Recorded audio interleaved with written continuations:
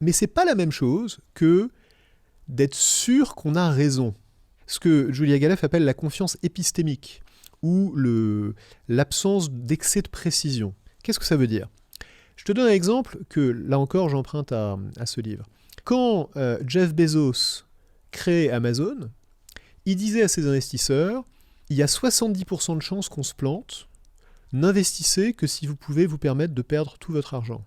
Quand Elon Musk créait SpaceX, il disait, il n'y a pas plus de 10% de chances qu'on arrive à mettre une fusée en orbite. Mais, disaient l'un et l'autre, les enjeux sont tellement énormes si on réussit que le jeu en vaut la chandelle.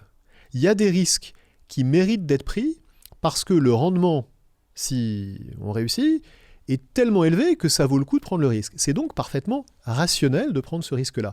Ce qui ne serait pas rationnel, c'est de dire « je suis sûr à 100% que ça va marcher ». Parce que si tu disais que tu es sûr à 100% que ça va marcher, tu serais prêt à prendre le risque pour un rendement bien moins élevé. Si tu penses que ça n'a qu'une chance sur 10 ou qu'une chance sur 3 de réussir, tu ne vas le faire que pour des risques qui effectivement valent le coup d'être pris.